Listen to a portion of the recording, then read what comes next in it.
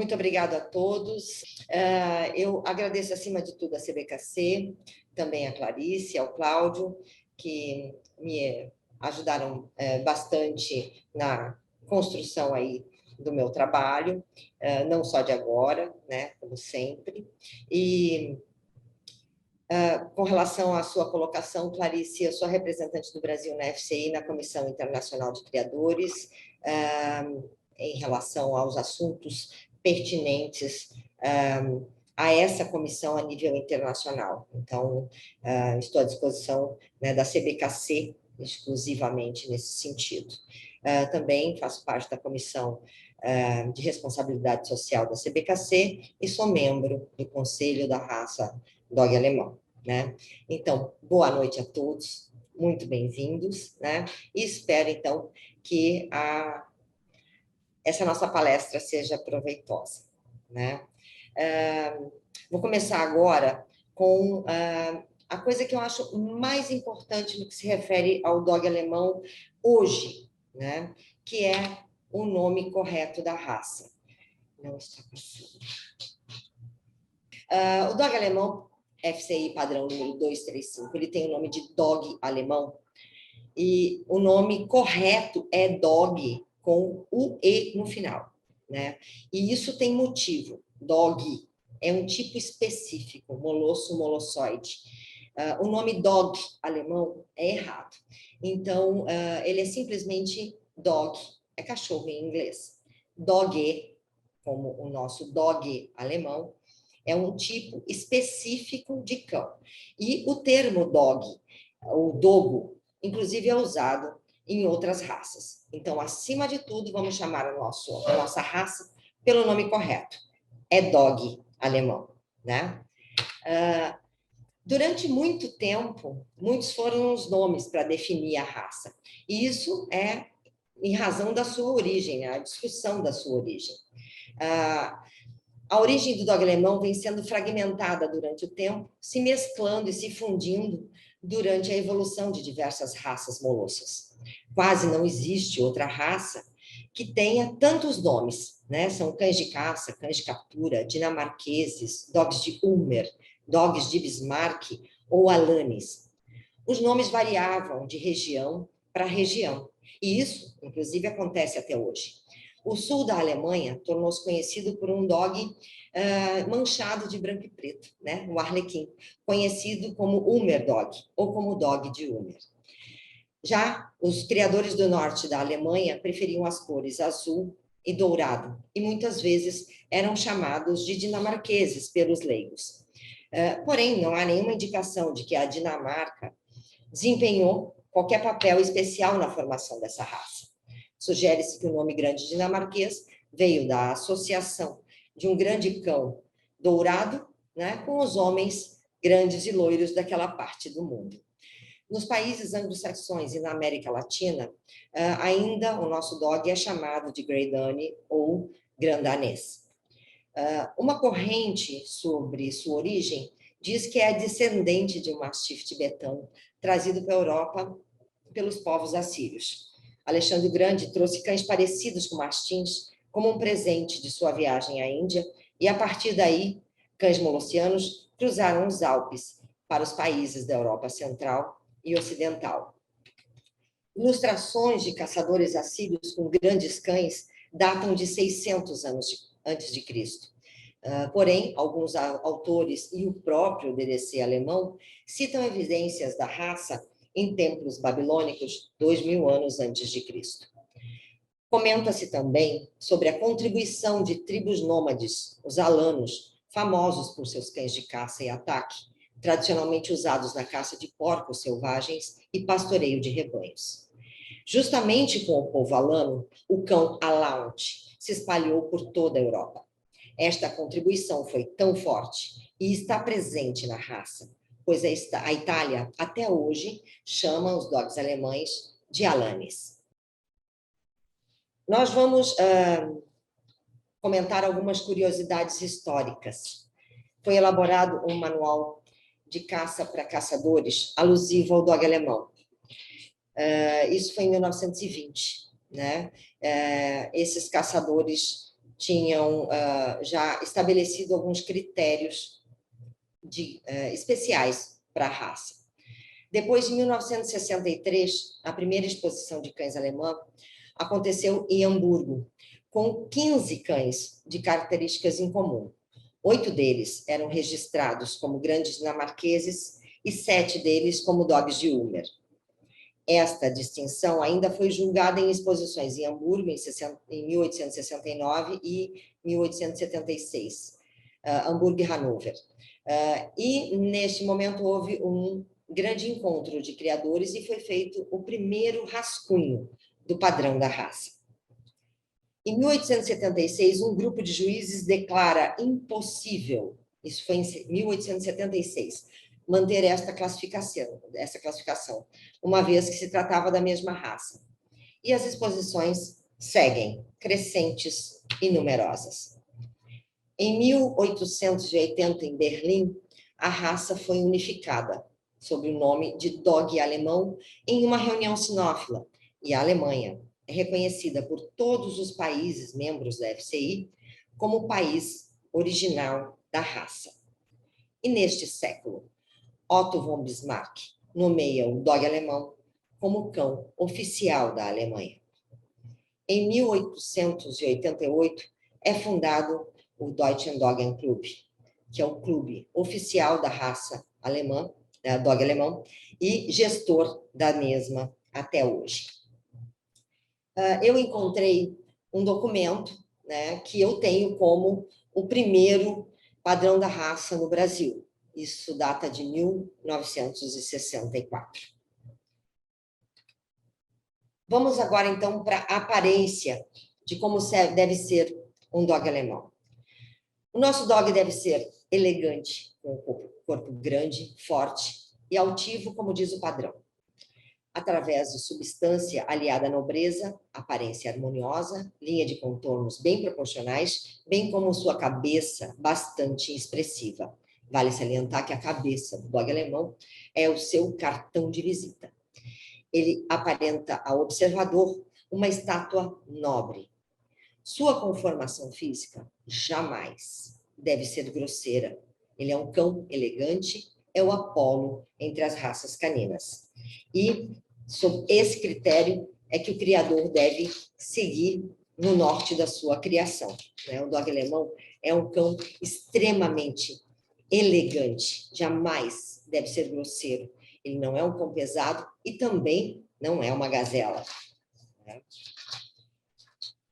Nas proporções importantes, nós seguimos aí mostrando que o macho é extremamente quadrado, né? Ele é quase quadrado. E as fêmeas podem ser, então, um pouco mais longas. Como comportamento e temperamento, o dog alemão é um cão de guarda, mas extremamente equilibrado. O padrão diz que ele é amável, carinhoso e apegado aos seus donos, e pode ser reservado com estranhos. O dog alemão tem que ser capaz de controlar. Ele é um cão de grande força física, de uma mordedura forte, né? Então, o seu proprietário deve ser capaz de controlá-lo. E nós devemos salientar que o dog deve ser capaz de acompanhar qualquer pessoa. Ele, inclusive, desempenha hoje uma atividade muito importante na sinoterapia.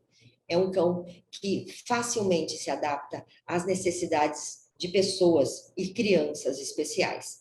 Isso deve ser preservado na raça. Nós temos, como eu já falei, na cabeça do dog alemão o seu cartão de visita, né? Ela jamais deve ser extremamente pesada. Ela tem uma harmonia com a aparência geral. É alongada, estreita, marcante, mas sem forma de cunha. Ela é finamente talhada. A distância da ponta da trufa até o stop e do stop até o occipital, que deve ser levemente saliente, deve ser preferencialmente a mesma. Isto é, nós chamamos aí, na nossa linguagem de criador, que o dog alemão tem na cabeça 2 paralelepípedos, né? Aqui nós podemos visualizar uma cabeça errada. Cães com problemas de olhos, com problemas de mordedura, com problemas de falta de paralelismo, né, nós identificamos como uma grande falta. Este tipo de cabeça deve ser evitada, né? Essa imagem circulou durante muito tempo na internet. Nós tivemos aí grandes movimentos em razão da manutenção das características iniciais da raça, né, das características principais da raça. Nós não podemos ter uma cabeça leve demais, e nem uma cabeça extremamente pesada, com inserções de orelhas baixas, sem paralelismo, que seja uma cabeça, como a gente chama também, de maçã, né? Esse tipo de cão deve ser evitado.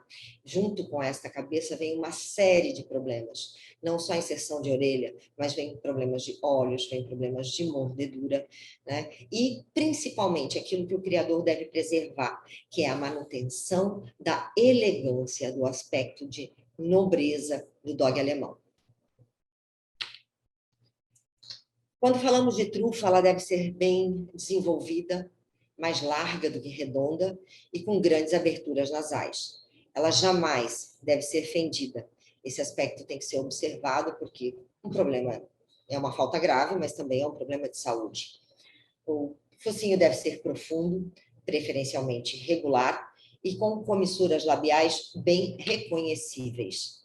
No dog alemão azul, ela, em todas as variedades, na realidade, ela deve ser preferencialmente escura. Mas nos arlequins, ela pode ser, como nós chamamos, né, de borboleta, que é com pigmentação rosa e escura. Mas, preferencialmente, a gente tem que tomar o cuidado de evitar que sejam muito claras e, preferencialmente, escuras. Se pigmentar todo o nariz, né, a trufa, melhor. O dog alemão tem que ter os 42 dentes, mas nós podemos tolerar, né, o padrão tolera a falta dos P1s inferiores. As bochechas. Os músculos devem ser levemente marcantes, mas de forma alguma salientes.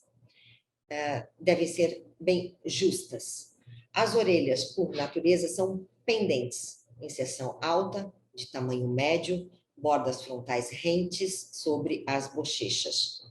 Até um tempo atrás, se cortavam as orelhas dos dogs, mas isso hoje em dia não é mais permitido. Então, nós temos que buscar exemplares que mantenham estas características, né, bem evidentes. As inserções devem ser altas, de tamanho médio, com as bordas frontais sobre as bochechas. Os olhos. Nós temos que ter muita atenção, não só no que se refere à cor, que devem ser preferencialmente escuros, em todas as variedades, embora se tolere no arlequim, né, olhos claros, ou um de cada cor, ou até mesmo um olho bicolor, mas o formato é a questão. Eles devem ser amendoados e com pálpebras bem aderentes, isto é, cães com ectrópio, com entrópio, ou com pálpebras caídas, devem ser penalizados na criação já, não estou falando só de exposição. O pescoço do dog alemão deve ser seco, longo e musculoso, mas não extremamente longo, né? Nós não criamos girafas, nós temos aí um formato a ser seguido. Ele deve ser cortado erguido, contudo ligeiramente inclinado para frente, mas não é um pescoço de cervo. E muita pele no pescoço ou barbela é indesejável. Nós temos aí que observar uma falta muito comum, que é o pescoço de ovelha ou pescoço de cervo, né? E todas as outras faltas. Nós buscamos, então, um pescoço longo, musculoso, nem curto, nem grosso demais. O corpo, tronco e cernelha. É importante saber que a cernelha a partir daí que fazemos as medições no dog alemão. O leigo deve saber aonde ela fica, né? E acho que o desenho ilustra bem como nós podemos identificar aonde é a cernelha e a partir daí fazer a medição. Mas vamos falar um pouquinho do corpo. Ele deve ser bem robusto. O dog alemão ele não pode ser fraco, ele tem que ser coberto de músculos. É um cão que tem a vitalidade saliente à flor da pele, né? Em resumo sobre a cernelha, É onde termina o pescoço e começa o dorso. E ela é utilizada, então, para medir o dog alemão. Se falando de tamanho, nas fêmeas nós temos a altura mínima do chão até a cernelha de 72 centímetros e 84 de altura máxima. Nos machos, a mínima é de 80 e a máxima é de 90 centímetros. Como a gente já comentou, o dog alemão tem um dorso musculoso, mas ele deve ser plano, quase reto, nunca selado, ele não é um fila brasileiro, nem ascendente para trás, nem então com a garupa alta. Esse lombo deve ser largo e fortemente musculoso, como já falamos. Garupa levemente caída, um declive suave do sacro até a cauda. Ela não deve ser plana e nem caída demais. O peito. Nós temos o peito profundo, com boa largura, né? E um ventre bem esgalgado, formando uma bela linha. Com relação à cauda, nós vamos tendo a cauda alcançando a articulação dos jarretes, até a ponta do jarrete. Ela não é nem muito longa, nem muito curta. Nas gravuras, nós vemos aí as diversas apresentações de faltas que devemos observar. Ela não é nem baixa demais, nem alta demais, não muito grossa. Ela afina-se uniformemente até o final.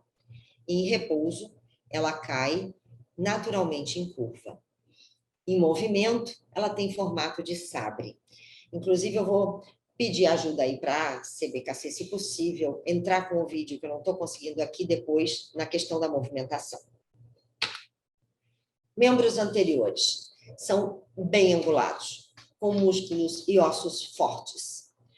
Os ombros são fortemente musculosos. Esta é a principal, senão a única diferença que eu identifiquei, numericamente falando, matematicamente falando, entre o padrão AKC e FCI, que, querendo ou não, afeta a estrutura musculoesquelética e morfológica do cão. Na AKC, pede-se 90 graus de angulação, um ângulo reto na formação do ombro, entre a escápula com o braço. Já no padrão FCI, é entre 100 e 110 graus. Isto dá uma mínima diferença, mas dá uma diferença de cobertura de solo e uma diferença morfológica, que nós, como criadores, devemos observar, e assim também como o julgamento dela. Os braços. Nós temos braços fortes, musculosos como todo, o conjunto do dog alemão. Ele deve ser bem colocado, um pouco mais longo do que a escápula. Os cotovelos, nem para dentro, nem para fora, movimentando, nunca jogando. O antebraço é forte, musculoso e visto de frente, de perfil, ele é totalmente reto. Nós temos que evitar na criação os cães que espalmam para fora, né, que tem a frente francesa ou a perna em X. A articulação do carpo, ele é firme, ele destaca-se minimamente à frente da estrutura do braço. Isso é facilmente identificável na foto em anexo. O metacarpo, ele visto de frente é reto, visto de perfil, ele é ligeiramente inclinado para frente. As patas, em geral, devem ser tipo pata de gato. Então, nós temos aqui a pata correta, né? E uma pata espalmada, que nós devemos evitar, não só por uma questão estética, porque isso representa também uma questão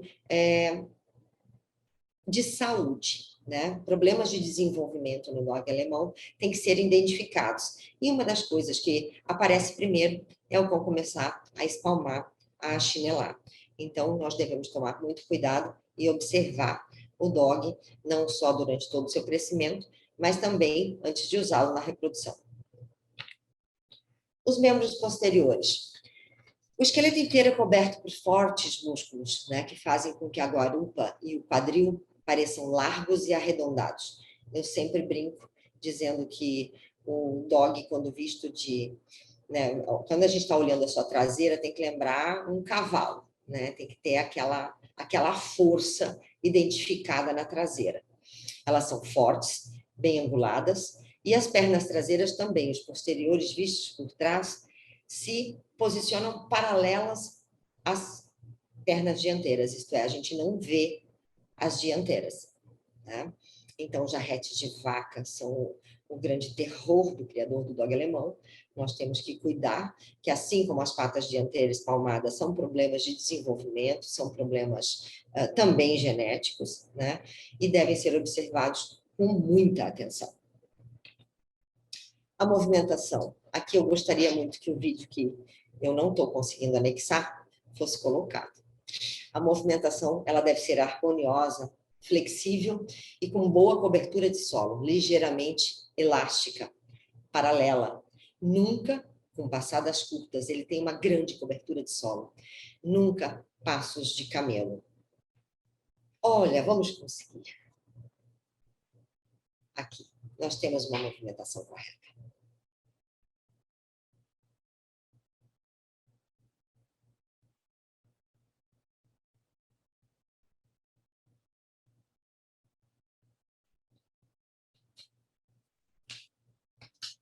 Esta é uma boa referência. Agora, como é que faz?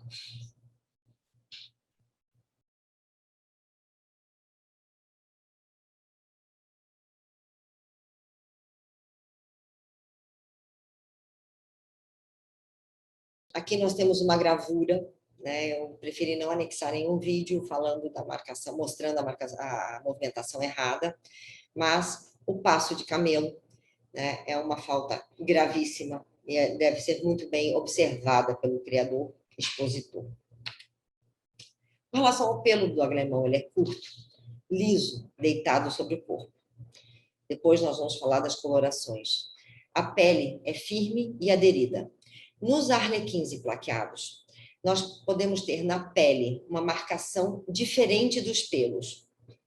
Aqui eu mostro um cão plaqueado com o pelo seco, onde quase não aparece a marcação da pele, e ele molhado, onde nós conseguimos identificar as manchas pretas na pele.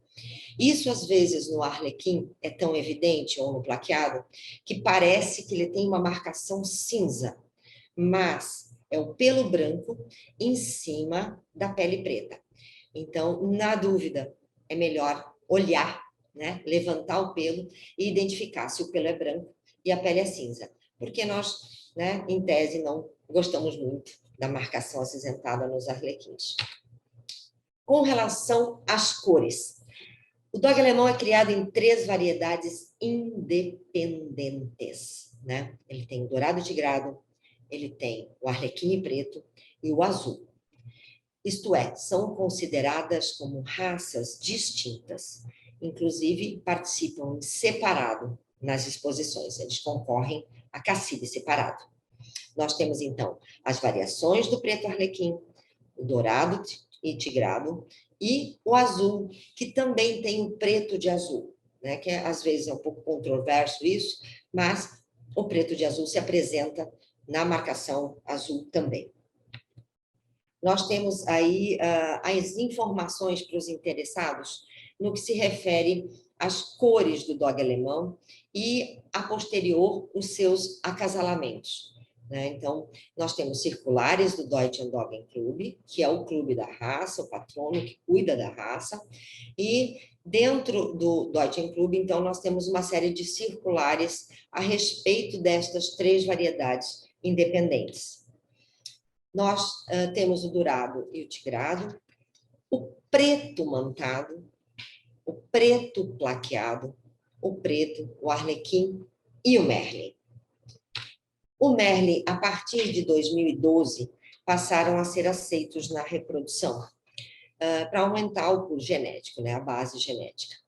Mas nós temos, inclusive, uma circular da FCI, número 67, de 2013, em pleno vigor até agora, que cita que os merles apresentam uma pigmentação preta sobre uma base cinza, eles incidem na criação, não são desejáveis, mas não devem ser desqualificados, podem ser usados na reprodução a partir de alguns critérios específicos de seleção, mas não devem receber pontuação máxima nas exposições. Isso está claro nos documentos disponíveis que nós colocamos aqui, né? Então, nós temos que salvaguardar esta informação. Eu, por exemplo, não uso Merlin na reprodução. No meu programa de criação, eles são castrados e entregues aí para seus tutores, né, devidamente esterilizados. Não participam, no meu caso, do meu plantel de exposições e nem de criação. Mas isso fica a critério, então, do criador, se vai usar, se ele tem motivo para usar, se ele fez pesquisa suficiente, se eles têm conhecimento suficiente para isso. Lembrando que existem genes indesejáveis na marcação e que podem ser facilmente identificáveis agora num planejamento para quem vai usar o Merlin, através de exames genéticos. A presença do doble Merlin, por exemplo, pode ser identificada aqui no Brasil em laboratórios cujo exame custa muito barato, né? Para quem tem um programa de criação, parece que custa R$75. Então, é uma coisa que não é cara e o criador responsável pode se fazer mão, então, deste recurso no seu plano de criação. Aqui eu sigo mostrando, então, as circulares a respeito deste tema. Os acasalamentos do dog alemão. Eu digo que a responsabilidade do criador na preservação e na manutenção da raça que ele cria é a sua principal responsabilidade, a sua principal atividade. Nós escolhemos criar uma raça que tem um país de origem, que tem um clube de origem que determina a sua todo o desenvolvimento da raça, que é o único no mundo. O Deutsche Dog Club, fundado em 1888, é o único que pode mudar o padrão da raça. A partir das suas mudanças, ele encaminha para a FCI, e aí sim, todo o mundo sinófilo FCI fica sabendo.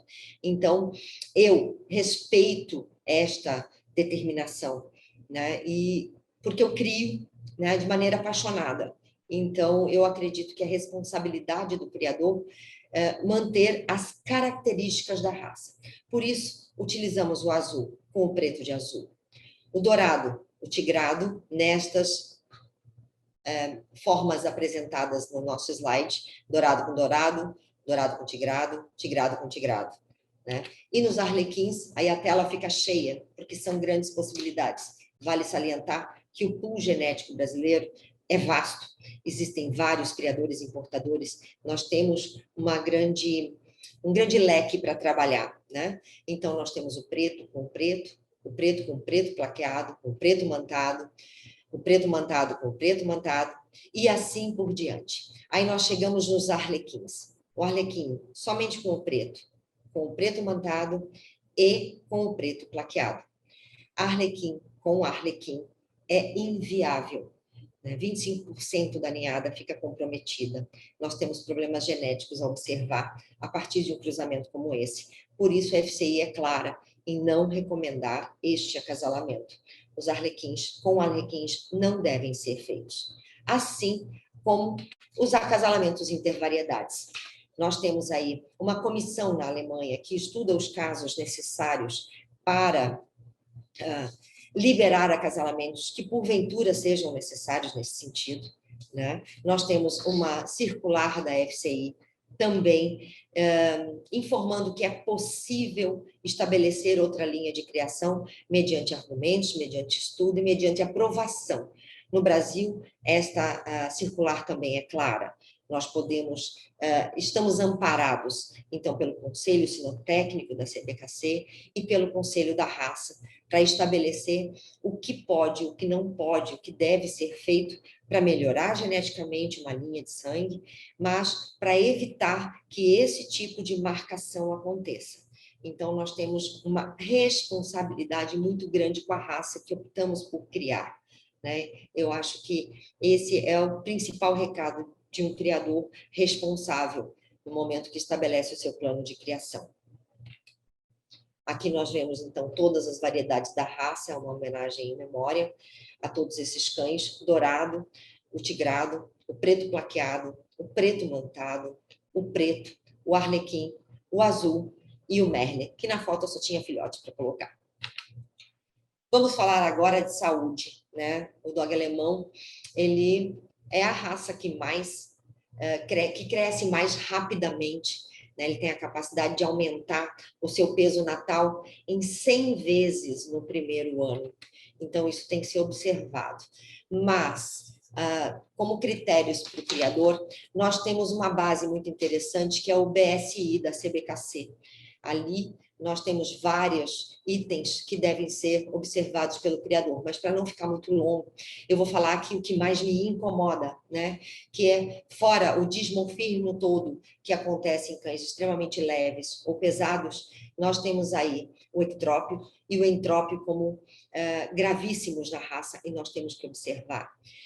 A instabilidade de temperamento é uma das coisas mais graves, né, no que se refere à sua saúde. Falta de ossatura, excessivamente leves. Eu lembro que o dog alemão não é uma gazela, ele tem que ter a capacidade de desempenhar suas funções de guarda e de companhia, até de pessoas com necessidades especiais, de maneira com maestria, né? Também saliento jarretes de vaca. Isso também interfere demais no que se refere a todo o desenvolvimento músculo-esquelético do cão. Nós ali, cães com jarrete, a gente percebe que tem problemas de desenvolvimento. Então, eu também saliento como muito grave. Fora isso, questões vinculadas ao tamanho do dog alemão. Muita gente pede, eu quero aquele cão gigante, eu quero o maior que tiver. Foi estabelecido um tamanho máximo, um limite de altura para o dog alemão, pela FCI, pelo Deutschen Club, em 2012, não somente por uma questão estética, para que ele tenha harmonia na sua movimentação, etc. É porque também cães excessivamente grandes têm problemas referentes ao vão abdominal, por exemplo, que é muito grande. Eles têm mais tendências à torção gástrica. Também, vinculado ao tamanho muito grande e desenvolvimento acelerado, nós podemos aí ter um problema de Wobbler, que é com menos frequência na raça, mas existe. Nós temos a displasia, nós temos o DCM. DCM é a cardiomiopatia dilatada. Porém, todos esses exames que eu citei agora, eles estão disponíveis, né, através de exames genéticos. Então, esta seleção pode ser feita hoje em dia com muito mais conforto pelo criador. Lembrando, então, o que a gente pode pesquisar na CBKC, BSI são as instruções específicas para as raças que afetam sua saúde. Vale a pesquisa. Como faltas desqualificantes, né? Todas as outras faltas a gente tem bem dispostas no padrão e a gente comentou mostrando que é certo. Então, aqui vamos falar de novo a respeito do que desqualifica, que são os cães agressivos, os cães que visivelmente apresentam anormalidades físicas, temperamento, isto é, que morde por medo ou que tem baixo limite de tolerância, para mim esse é um dos piores, né? Nariz ou trufa, cor de fígado ou fendido, né? Os problemas dos olhos, entrópio, ectrópio e macrocefália. Os olhos de cor diferente, nos unicolores, nas cores sólidas, também são faltas. Lembrando que nos arlequins podem ter, né, olhos bicolores. Olhos de cor azul porcelanato, que é muito claro, é um diluído, é aguado, desbotado. Isso é uma falta desqualificante. Nos dentes, não pode ter nenhuma falta. Não pode ser prognata, nem retrognata, e nem ter mordedura cruzada ou torquês. Cauda quebrada ou dobrada, né? As cores. Então, nós voltamos aí ao tema cores. Os dogs dourados e tigrados, eles não podem ter uma cor diluída, uma mancha, uma lista branca na testa, no colar, nas patas, não podem ter meias, nem ponta da cauda branca. Nos arlequins, os totalmente albinos, no meu entender, tampouco devem ser usados na reprodução. Temos que tomar muito cuidado com isso. Os albinos também podem ser surdos, né? E a surdez também é uma falta desqualificante. Os dogs de porcelana, esses que apresentam sobre uma base branca, manchas azul, cinza, dourada ou tigrada. Há quem denomine essas cores como faunequim, merlequim e etc. Estas cores não existem no padrão, são faltas desqualificantes. Daí a nossa responsabilidade em cruzar certo e evitar este tipo de marcação. Nós não queremos descaracterizar a raça. Nos dogs azuis, as mesmas coisas que nos dourados e tigrados. Nem mancha branca na testa, nem colar, nem meia, nem ponta de cauda. E os tamanhos. Não é penalizado como falta desqualificante acima da altura, mas abaixo é. Né? Nós temos que nunca perder o norte. Nós temos aí o Deutschen Club vinculado à FCI. O Deutschen Club é o clube da raça, chama-se Deutschen Doggen Club, fundado em 1888 e até hoje patrono da raça, vinculado à FCI. Temos a CBKC e temos o Conselho Brasileiro da Raça Dog Alemão à disposição dos criadores. Ali nós temos informações, nós estamos, inclusive, aprimorando algumas ferramentas de contato com os criadores, e aí teremos, então, um porto seguro para que a gente possa desenvolver o trabalho de criação. Né? Eu acho que está encerrando aqui, como fontes principais, eu cito o Deutschen Doggen Club, né, para as minhas informações aqui, o Great Dane American Club também, né, e sempre publicações oficiais da FCI. Como sugestão de leitura para os interessados, temos um acervo interessante, né? Em português, aí eu comento o Dog Alemão, do Jan Lenin, a história do Dog Alemão, do Fábio Wilschen, e uma homenagem muito bonita feita também, que vale a leitura, que é um anjo chamado Phantom, da Karen Graff. Eu agradeço a todos, né? Agradeço muito, e em especial a Clarice e ao Cláudio, né, que é sempre aí um porto seguro de informações, né, uma biblioteca ambulante, os dois. Muito obrigado.